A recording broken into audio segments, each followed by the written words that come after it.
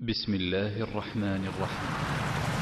سر بلند ہو دوستان دی، سر نگوں ہو دشمنان دی. سر بلند ہو دوستان دی، سر نگوں ہو دشمنان دی. نصر سے تیری رونق عجم، آتش عرب تابش حرم.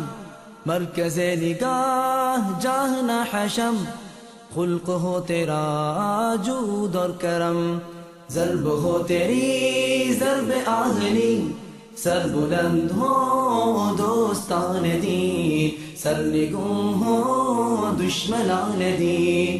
سر بلند ہو دوستان دی، سر نگوں ہو دشمنان دی. شبنم شبی سے بہار کشت، شعلہ دروں سے وقار خشت. خوف اور رجا ضامن بہشت، سنت رسول جن کی ہو سرشت.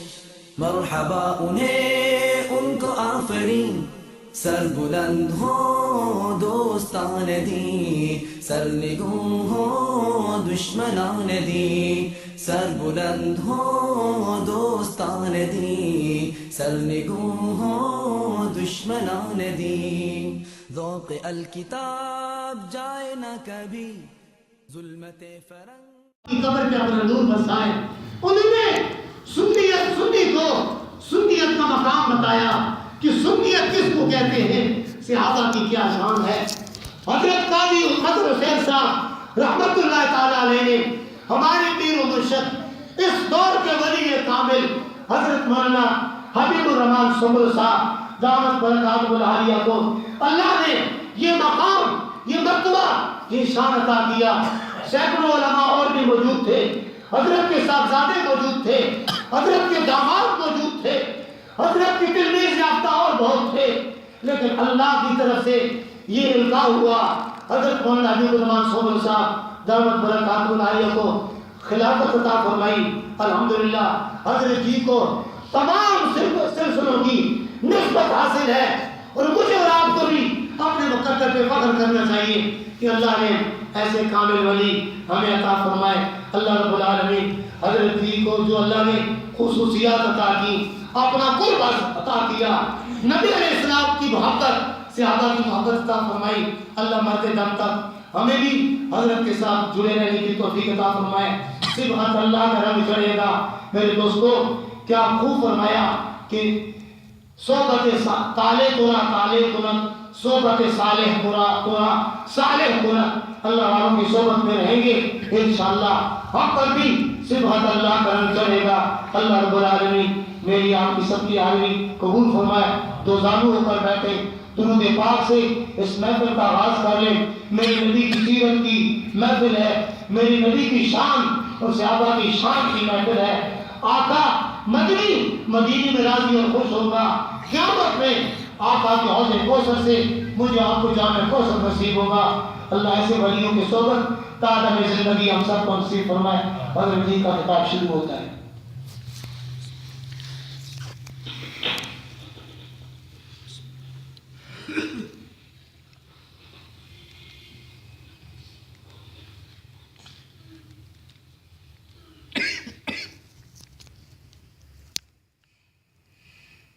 الحمدللہ نحمده ونستعینه ونستغفره ونؤمن به ونتوکل علیہ ونعوذ باللہ من شرور انفسنا ومن سیئات اعمالنا من یهده اللہ فلا مضل له ومن یضلل فلا هادی له ونشهد ان لا الہ الا اللہ وحده لا شریک له ونشهد أن سيدنا ومولانا محمدا عبده ورسوله صلى الله تعالى عليه وعلى آله وصحبه وبارك وسلم تسليما كثيرا. أما بعد فأعوذ بالله من الشيطان الرجيم. بسم الله الرحمن الرحيم. يا أيها النبي إنا أرسلناك شاهدا ومبشرا ونذيرا وداعيا إلى الله بإذنه وسراجا صدق اللہ العظیم. اللهم صل وسلم وبارك على سيدنا ومولانا محمد وعلى آله وصحبه كما تحب وترضى عدد ما تحب وترضى.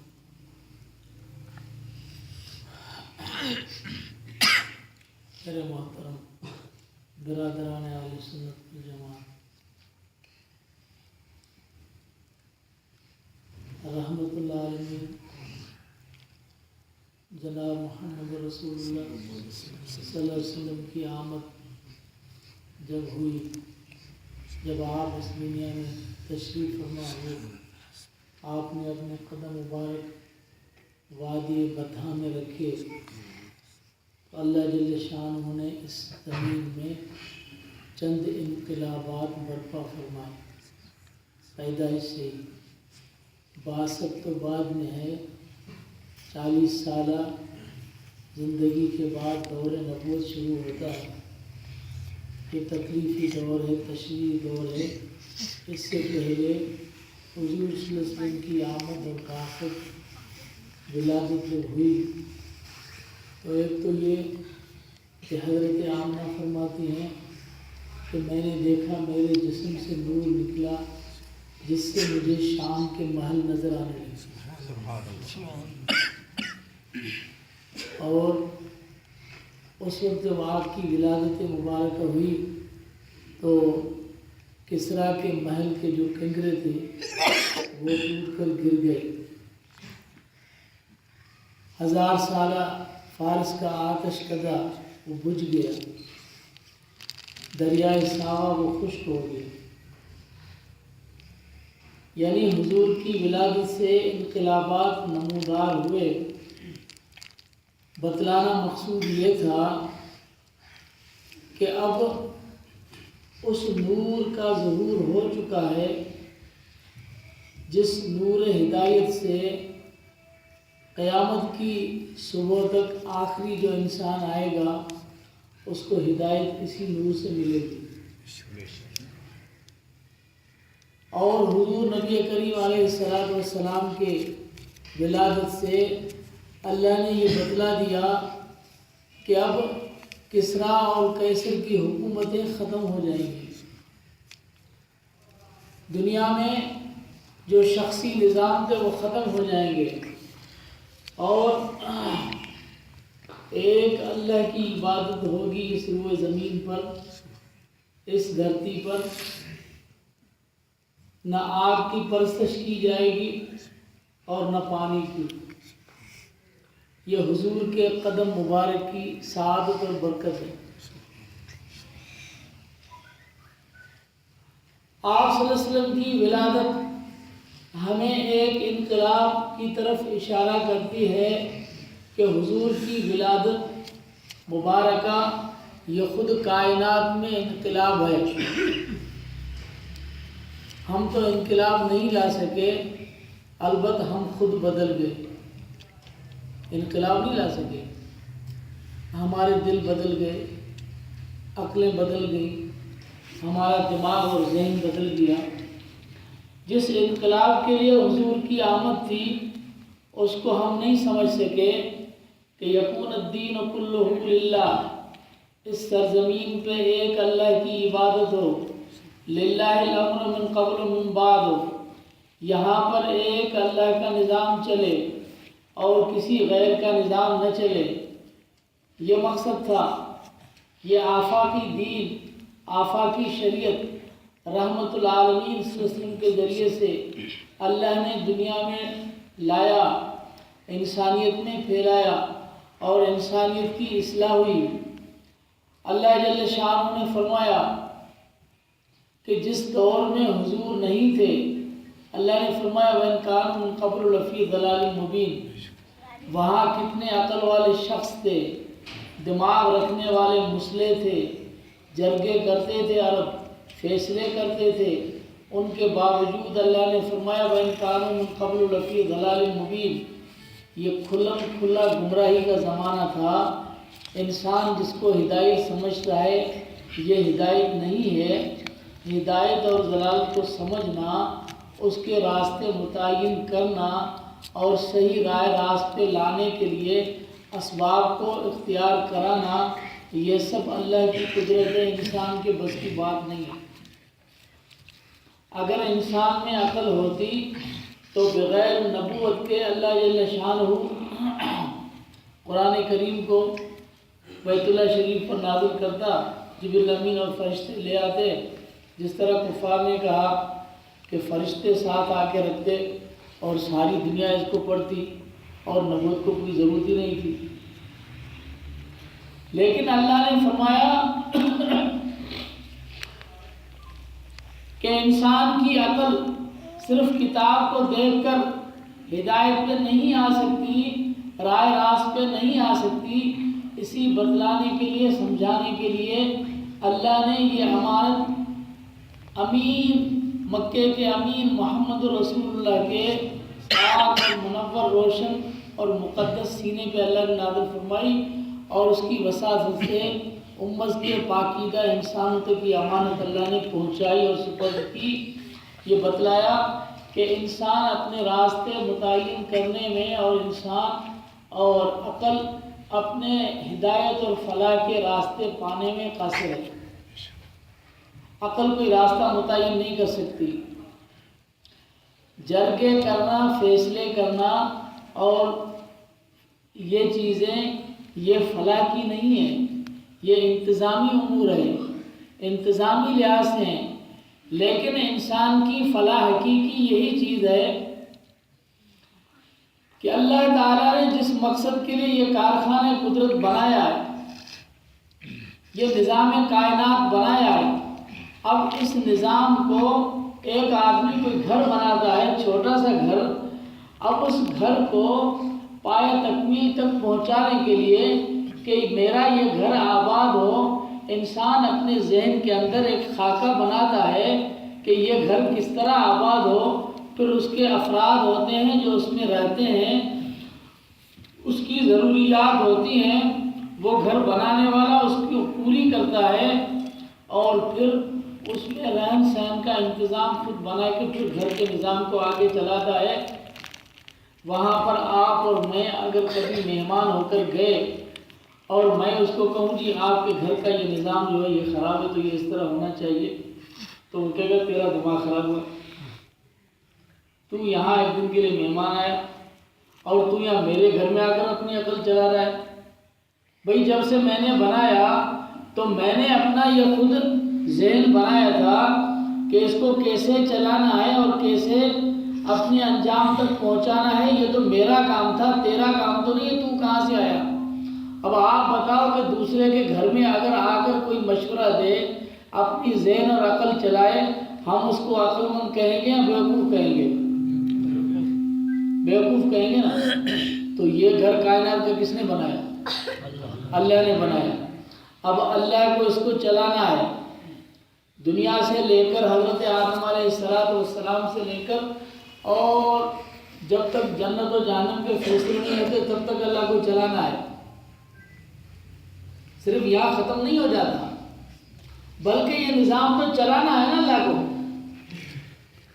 کسی کو اللہ جنت دے گا، کسی کو جہنم میں داخل کرے گا اور فیصلے ہوں گے، تو میزان عدل تک اور جنت و جہنم کے فیصلوں تک یہ نظام چلنا ہے، یہ اللہ کو چلانا ہے، اور وہاں پر یہ اللہ کی عیال مخلوق رہتی ہے، یہ رب العالمین اس کے رزق کا نظام اور انتظام خود کرتا ہے۔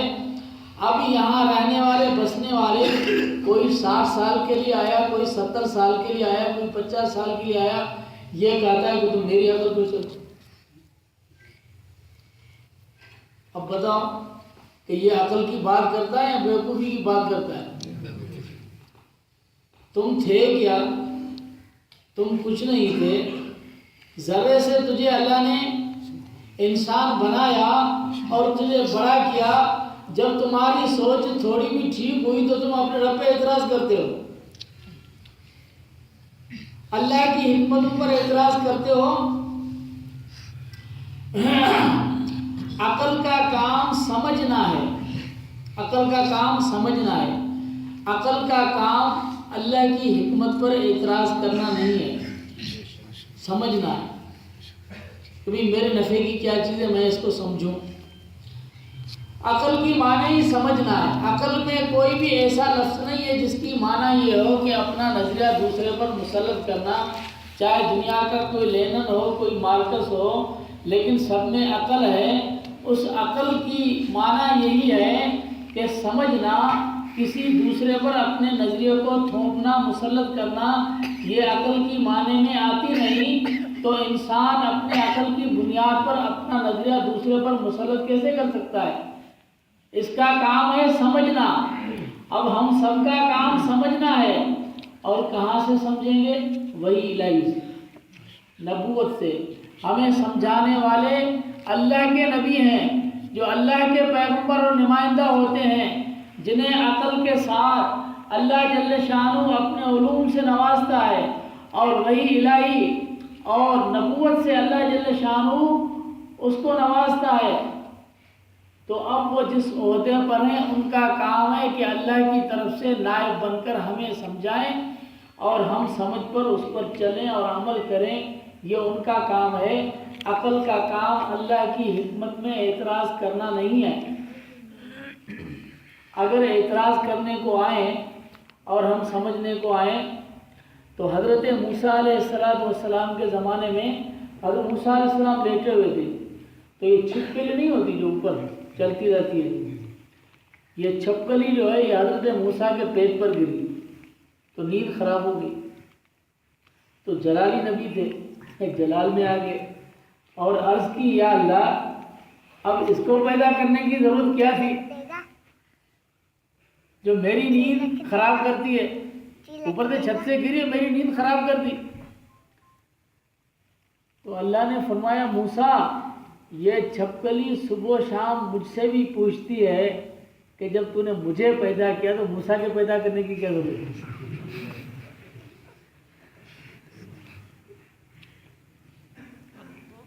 ہر دنیا میں حتیٰ کہ فرماتے ہیں کہ جو تنکا ہے نا، تنکا، یہ تنکا بھی اگر اس کو قوت گویائی ملے تو یہ کہے گا جب میں موجود ہوں تو اللہ نے یہ سب کچھ کیوں پیدا کیا؟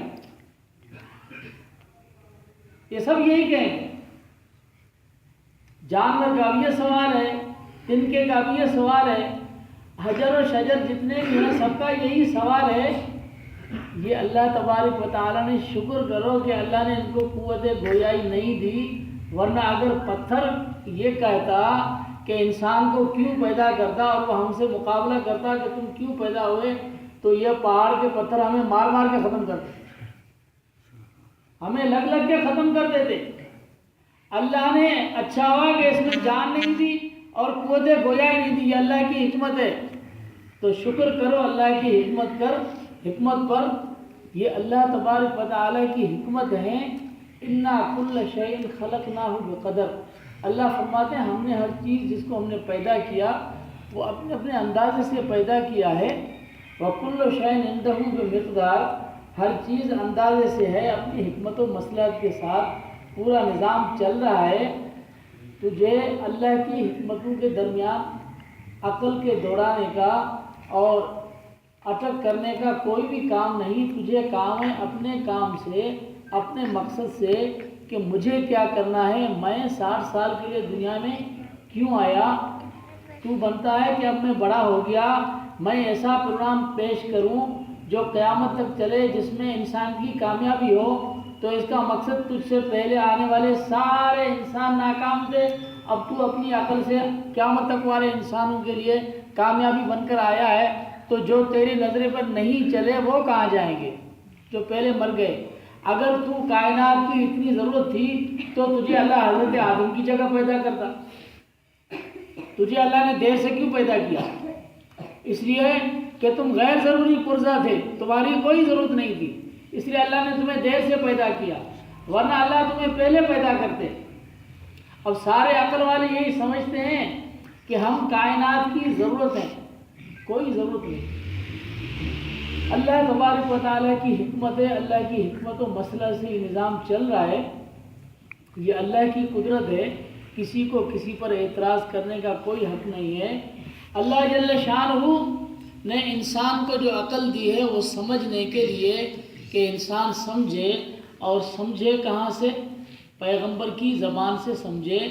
ایک عقل دوسرے عقل سے اگر سمجھے گی تو لڑائی ہوگی، ایک عقل دوسرے عقل سے نہیں سمجھے گی، ایک عقل اللہ کی وحی الہی سے سمجھے گی۔ اس طرح سے جس طرح سے یہ آنکھ ہے، اس آنکھ میں روشنی اور نور ہے، لیکن یہ آنکھ اپنے دیکھنے میں خارجی روشنی کی محتاج ہے۔ اگر یہ روشنی نہ ہو اور دن نہ ہو تو آنکھ کا دیکھنا کام کرے گا؟ نہیں کرے گا۔ اسی طرح سے اگر عقل وہ بذات خود روشن ہے اور اس کے اندر صلاحیت ہے، لیکن وہ عقل اللہ کی وحی الہی کے نور کے بغیر اندھی ہے۔ اگر اسے وحی الہی کا نور نہیں ملا تو یہ عقل اندھی اپنا کام نہیں کرے گی۔ اگر وحی الہی کی روشنی اس میں آئی تو پھر عقل دیکھے گی اور کام کرے گی۔ اسی لیے اللہ جل شانہ نے فرمایا فَإِنَّهَا لَا تَعْمَى الْأَبْصَارُ وَلَكِنْ تَعْمَى الْقُلُوبُ الَّتِي فِي الصُّدُورِ۔ آنکھیں نابین نہیں ہوتی بلکہ وہ دل جو سینوں میں ہے وہ نابین ہوتے ہیں، اور وہ دیکھنے کی صلاحیت سے محروم ہو جاتے ہیں۔ جب دل کے اندر سمجھ ختم ہو جائے اور اللہ کے وحی الہی کی روشنی کے ساتھ نہ چلے تو وہ نابینا ہو جاتے ہیں۔ انبیاء کرام علیہم السلام مطاع ہوتے ہیں اور اس کی تابعداری کی جاتی ہے، اور نبی اس لیے آتے ہیں کہ ان کے زمانے میں ان کی تابعداری کی جائے۔ اب جس نبی کا جتنا زمانہ ہے اس زمانے تک اس نبی کی تابعداری کی جاتی ہے۔ آپ بتائیں کہ ہمارے نبی کا زمانہ کتنا ہے؟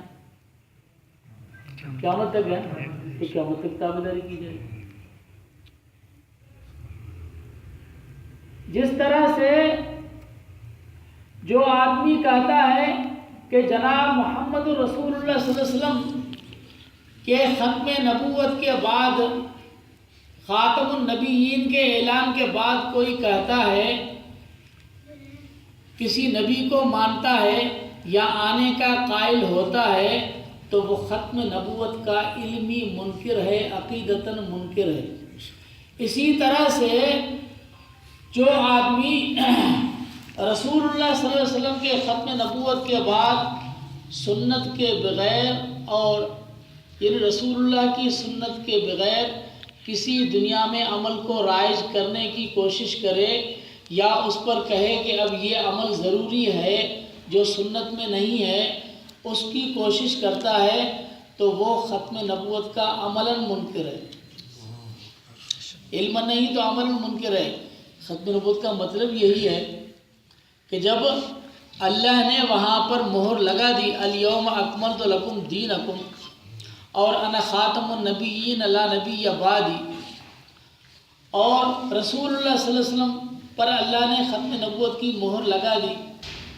حضور صلی اللہ علیہ وسلم فرماتے ہیں میری مثال تمام نبیوں کے درمیان اس طرح ہے جس طرح سے کوئی آدمی ایک گھر اور محل تیار کرے، اس کو بہت اچھا بنائے، لوگ اس پر بڑا عجب کرتے ہیں اور دیکھنے کے لیے آتے ہیں دور دور سے کہ کتنا خوبصورت بنایا ہوا ہے، لیکن دیکھتے ہیں کہ ایک طرف سے ایک اینٹ نکلی ہوئی ہے، جس طرح سے آپ سمجھو کہ ایک جگہ سے ایک ٹائل یا ماربل نکلا ہوا۔ اب کتنا خوبصورت ہے، اگر ایک اینٹ اس میں کمی ہوئے تو کہیں گے یہ تو اگر یہ اینٹ ہوتی تو پھر محل تو مکمل ہوتا، اب یہ نامکمل ہے۔ تو رحمت العالمین صلی اللہ علیہ وسلم فرماتے ہیں فَأَنَا مَوْضِعُ تِلْكَ اللَّبَنَ، اللہ نے جو محل نبوت اور قصر نبوت تعمیر فرمائی اور تیار فرمائی، حضرت آدم علیہ السلام سے لے کر تمام انبیاء کرام اس محل کی زیب و زینت ہیں اور اس محل کی اینٹیں ہیں، لیکن آخری اینٹ اس محل کی میں محمد رسول اللہ میرے بعد اب محل نبوت مکمل ہو چکا، اب اس میں زیب و زینت کسی چیز کی کوئی کمی کچھ بھی باقی نہیں ہے، ختم نبوت کا فیصلہ ہے۔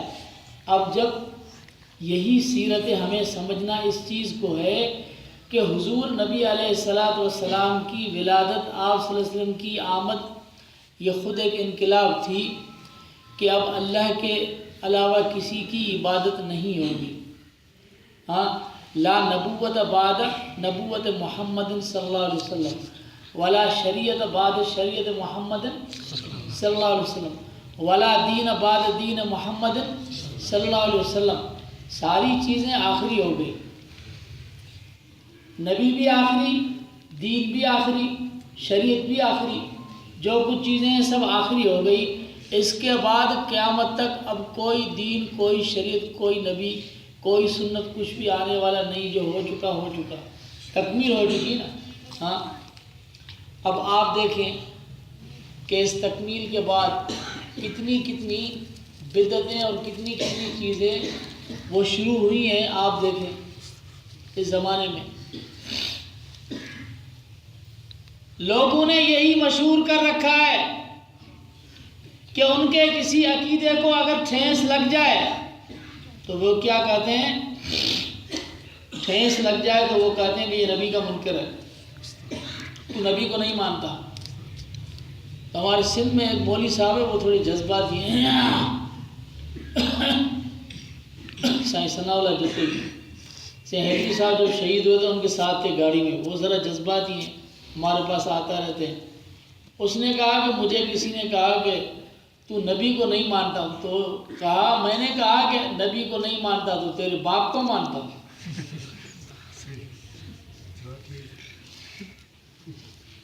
اس کا جواب اور کیا ہے کہ نبی کو نہیں مانتا. تیری بات کو نہیں مانتا تو نبی کو نہیں مانتا، تو یہ 1400 سال کے بعد جو تو بدعت کرتا ہے، تو اس کو نبی کے ساتھ اتنی ملاتا ہے اور اتنی نسبت دیتا ہے کہ تو کہتا ہے جو میری اس بدعت کو نہیں مانتا وہ نبی کو نہیں مانتا. تو تم اپنی بدعت کو نبی کے ساتھ جو اتنا ملاتے ہو، یہ تمہیں جرم نظر نہیں آتا. اور ہم اگر رسول اللہ کی سنت کو صاف کر کے اس کو پیش کریں کہ یہ خالص ہے، اور تمہاری بدعت اور ملاوٹ اور ٹوچنے اس کا دین کے اندر کوئی حصہ نہیں، تو ہم منکر نبی ہوئے اور تو بڑا عاشق رسول. اب دکھاؤ عشق رسول کا دعویٰ کرنے والے.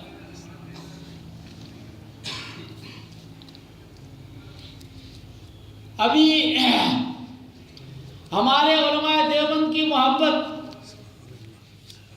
اس کی شان صرف یہ دیکھیں کہ یہاں پر ہمارے انجم نیازی صاحب اللہ تعالیٰ ان کی عمر دراز تھا، فرمایا یہاں بیٹھے ہوئے ہیں، آپ ان کے اشعار پڑھیں.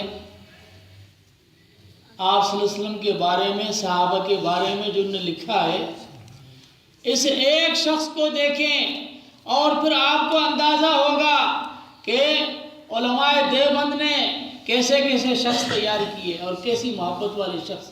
ایک مثال تو ایسی پیش کرو جنہوں نے آپ صلی اللہ علیہ وسلم کی شان میں، خلفاء راشدین کی شان میں، ازواج مطہرات کی شان میں جو کچھ لکھا ہے، کوئی مثال تو پیش کرو.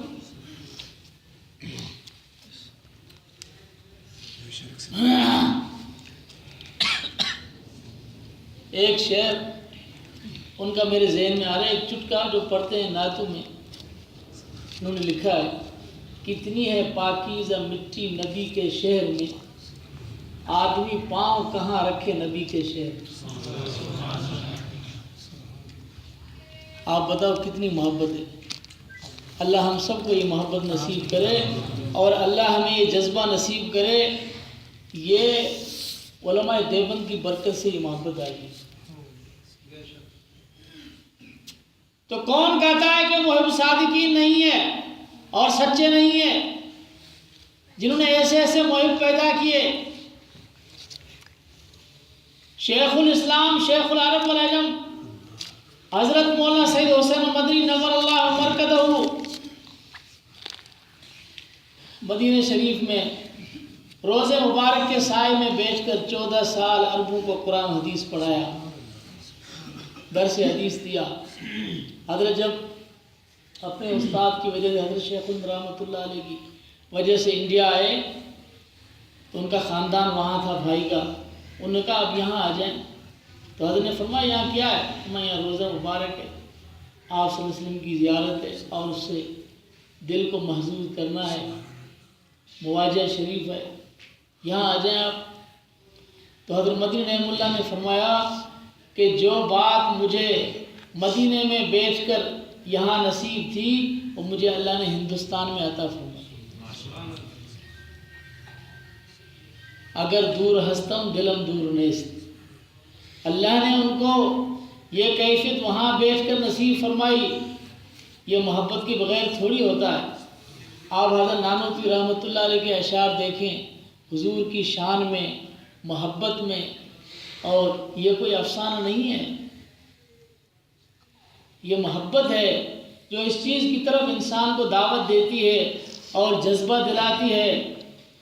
تو سیرت تو صرف بیان کرنا اس چیز کا نام نہیں ہے کہ ابھی تو بیان کرنا بھی چلا گیا، اب بیان نہیں ہے، اب صرف بازاروں سے جلوس نکلتے ہیں، اور جہاں اللہ کے نبی نے فرمایا کہ بازاریں یہ شیطان کے بیٹھنے کی جگہ ہیں اور شیطان کی مجلسوں کی جگہ ہیں، شرور اور فتنوں کی جگہ ہے، وہاں پر اور جہاں پر اللہ کی رحمت کے فرشتے آتے ہیں، اس دن مسجدوں کو خالی کر کے یہ بازاروں میں چلے جاتے ہیں۔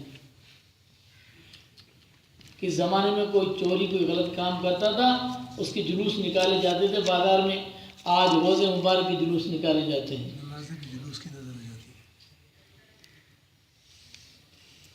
اللہ تعالیٰ ہمیں سمجھتے ہیں مسلمانوں کو کہ ہم کس طرف جا رہے ہیں، اور یہ سمجھ لیں کہ اگر آپ نے رسول اللہ صلی اللہ علیہ وسلم کی سنت کو نہیں سمجھا اور سنت پر اپنے عمل کو بند نہیں کیا تو شیطان آپ کو چلاتے چلاتے چلاتے اس راستے تک لے جائے گا جہاں سے آپ کی واپسی ناممکن ہے۔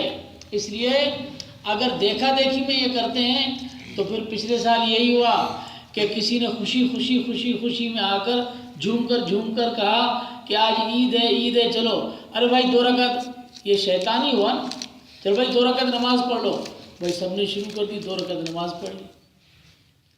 اب آہستہ آہستہ 12 ربیع الاول پہ عید نماز شروع کر دی۔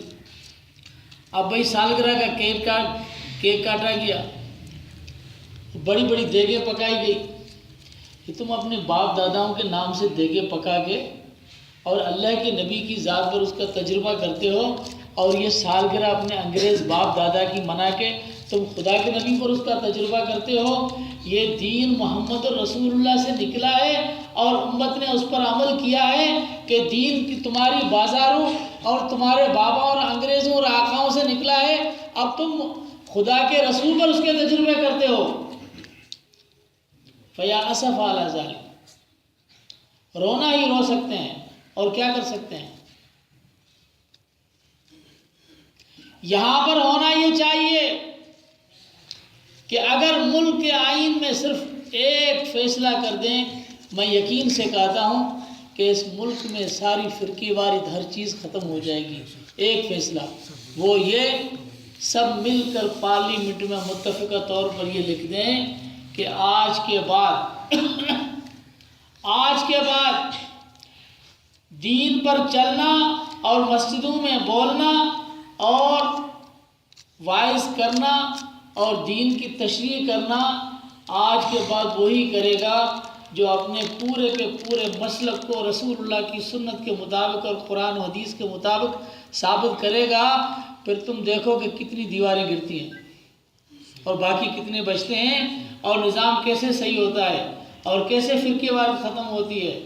لیکن جب تک یہ نہ ہو، یہ نہیں ہے، کہتے ہیں کہ غلط ہو صحیح ہو ساری کھچڑی پکتی رہے، صرف کھچڑی پکتی رہے گی تو یہی حال ہوگا۔ اللہ ہمیں ہدایت عطا فرمائے اور اللہ ہمیں ضلالت سے بچائے، اور اللہ تبارک و تعالی ہمیں سیرت پر چلنے اور اس پر عمل کرنے کی اور صحیح سنت کے راستے کو سمجھنے کی اللہ ہمیں توفیق عطا فرمائے۔ جو اپنے آپ کو اہل سنت کہتا ہے اس نے اپنے اوپر یہ لازم کیا ہوا ہے کہ میں رسول اللہ کی سنت کے مطابق ہی چلوں گا اور تمام چیزوں کو چھوڑ دوں گا۔ جو اپنے آپ کو اہل حدیث کہتا ہے اس کا مطلب یہی ہوتا ہے کہ آج کے بعد جو حدیث سے ثابت ہوا اس پر میں عمل کروں گا اور باقی تمام چیزوں کو چھوڑ دوں گا۔ جو اپنے آپ کو اہل قرآن کہتا ہے وہ اپنے اوپر یہ لازم کرتا ہے کہ جو کچھ قرآن میں ہے اس پر عمل کروں گا اور باقیوں کو چھوڑ دوں گا. لیکن اہل قرآن آج کل اس کو کہتے ہیں جو قرآن پہ نہ چلنے والے، اس لیے کہ قرآن میں اللہ نے نبی کی حیثیت بیان کی ہے. وہ کہتے ہیں نبی کو چھوڑو قرآن پہ چلو، تو یہ قرآن پر چلے؟ تو اہل قرآن وہ ہیں جو قرآن پر نہ چلنے والے ہیں، اور آج کل اہل حدیث وہ ہیں جو حدیث پر نہ چلنے والے ہیں. حدیث میں صحابہ کرام، جماعت صحابہ، ان کی اہمیت اور عظمت جو بیان کی گئی ہے، یہ کہتے ہیں کہ صرف حدیث اور باقی سب کو چھوڑ دو. تو اگر ان کے عمل کی کوئی حیثیت نہیں تو وہ حیثیت بھی بیان حدیث میں ہے. اگر اس پہ عمل نہیں کیا تو حدیث کو چھوڑا، تو جو حدیث پہ عمل نہ کرے وہ اہل حدیث ہے. اور جو سارے خرافات اور بدعتیں کریں، بازاروں میں بریانی کے ٹھیلے پر نبی کے روزے کا ماڈل بنا کے پیش کرے اور بھنگرے ڈالے اور گانا اور ناچ کرے، موسیقی بجائے اور پتہ نہیں کس کس قسم کی نعتیں اور کیا کیا پڑھیں، سب سنت کے خلاف عمل کریں، بدعت اور رسم و رواج کریں، اس کا نام جو ہے وہ اہل سنت ہے. ہم نے محنت نہیں کی، اپنا نام جو ہے ہمارا چھین کر اس نے لے لیا. یہ نام تو آپ کا تھا کہ آپ اہل سنت تھے، اب وہ اپنے آپ کو لکھتے ہیں اہل سنت. کسی اہل بدعت اور اہل شدت کو جرت کیسے ہو کہ وہ اپنا نام اہل سنت رکھے؟ یہ ہماری کمزوری ہے. اللہ ہمیں سمجھ نصیب عطا فرمائے. یہ بزرگان دین کی محنت اسی چیز کی ہے کہ ہم جناب محمد رسول اللہ صلی اللہ علیہ وسلم کی سنتوں کو سمجھیں. آپ دیکھیں گے، آپ اندازہ کریں، یہاں پر جو رسول اللہ کی سیرت کے جلسے میں آئے ہوئے ہیں، یہاں پر الحمدللہ اکثر وہ مسلمان بیٹھے ہوئے ہیں جن کے چہروں پر داڑیاں سجی ہوئی ہیں، سنت سجی ہوئی ہے. یہ اللہ کا شکر ہے. لیکن میلاد منانے والوں کو آپ دیکھ لو، تصویر نکال کے، یہ کون ہے؟ داڑھی والے کتنے ہیں جنہیں رسول اللہ سے اتنی محبت ہے. تو کسی سے محبت کی کم سے کم نشانی یہ ہوتی ہے، اعلیٰ نشانی نہیں، کم سے کم نشانی یہ ہوتی ہے کہ اپنے محبوب جیسی وہ صورت بناتا ہے. یہ کم نشانی ہے. اعلیٰ تو کوئی اور چیز ہے. یہ ہلکے سے ہلکی اس کی علامت یہ ہے کہ اس جیسی صورت بناتے ہیں. جو آپس میں دو دوست ہوتے ہیں، وہ عید کے دن ایک جیسے کپڑے پہنتے ہیں، جوتے پہنتے ہیں، رومال لیتے ہیں اور بال بناتے ہیں ایک جیسے، تاکہ ہم عید کے دن جب ساتھ آئیں اور نکلیں اور چلیں، کوئی یہ نہ کہے کہ یہ اور ہے یہ اور ہے، بلکہ ہم ایک ہو جائیں. تو کم سے کم جو دنیا میں دوستی ہوتی ہے اس کا اگر یہ حال ہوتا ہے تو یہ بڑی دعویٰ کرنے والا، سب سے اعلیٰ دعویٰ کرنے والا، ایسی دعویٰ جو یہ سمجھتا ہے کہ میرے سوا کوئی عاشق رسول ہے نہیں اور صرف دنیا میں کوئی عاشق ہے تو میں ہی ہوں، اتنی بڑی دعویٰ کرنے والا، اور یہ اس داڑھی سے سنت سے خالی ہے.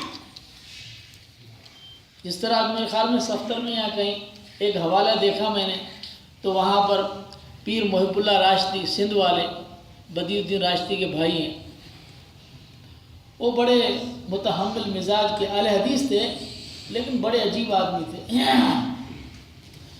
وہ کہتے تھے بھائی کس سے میں نے پوچھا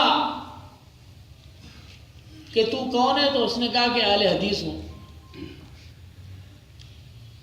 اچھا تو یہ کہتا میں پوچھا تو اہل حدیث ہے، تیرا بیٹا یہ کہتا یہ بھی اہل حدیث ہے. بھائی نماز پڑھتا ہے، نماز نہیں پڑھتا. بھائی نماز نہیں پڑھتا تو یہ اہل حدیث کیسے ہوا؟ اہل حدیث کا مطلب جو حدیث پہ عمل کرنے والا ہو. تو جو نماز نہیں پڑھتا، اگر ہم نماز پڑھتے ہیں اور رفع یدین نہیں کرتے تو ہم بدعتی ہو جاتے ہیں، مشرک بھی ہو جاتے ہیں، دین کے دائرے سے خارج بھی ہو جاتے ہیں. اور اگر وہ داڑھی بھی نہ چھوڑیں اور نماز بھی نہ پڑھیں لیکن اس کا نام اہل حدیث ہے، اس کے اندر کوئی فرق نہیں آتا۔ یہ کون سی جماعت ہے؟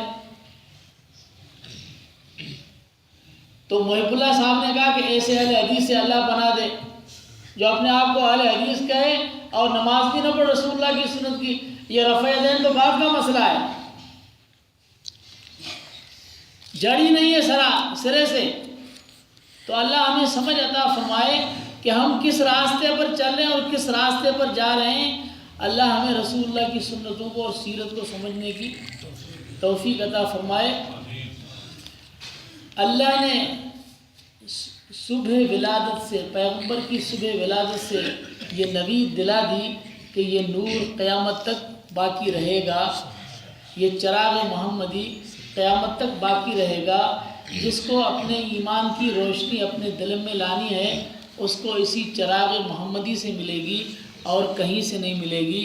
اللہ فرماتے ہیں وسراجم منیرا، میرے محبوب اور روشن چراغ ہیں، نہ بجھنے والا چراغ، جس کو اللہ نے ایسے شیشے میں بند کر دیا ہے جس کو کوئی بھی ہوا اثر نہیں کرتی، ایسا روشن ہے کبھی بجھنے کا نام نہیں، یہ قیامت تک روشن رہے گا۔ کسی کو بھی روشنی چاہیے، کسی صحابی کو چاہیے اور تابعی کو چاہیے، تبع تابعی کو چاہیے، مفسر کو، محدث کو، عالم دین کو، عام انسان کو، جس کو بھی اپنے دل میں روشنی چاہیے وہ اسی چراغ محمدی سے روشنی حاصل کرے گا اور اس کو روشنی ملے گی۔ جو چراغ محمدی کی روشنی کا منکر ہوگا اس کو قیامت تک کوئی روشنی مل نہیں سکتی۔ اللہ ہمیں سمجھنے اور عمل کرنے کی توفیق عطا فرمائے۔ آخر دعوانا الحمدللہ۔ اللہم صلی مولانا ربنا ظلمنا انفسنا وترحمنا لنكن من الخاسرين اللهم اشف مرضانا واغفر حاجاتنا اللهم بارك في مساجدنا اللهم بارك في مدارسنا اللهم بجاه نبيك وحبيبك احينا على دين الاسلام امتنا على ملة نبيك محمد صلى الله عليه وسلم بجاه النبي الكريم صلى الله عليه وسلم سيدنا ومولانا محمد واصحابه اجمعين برحمتك يا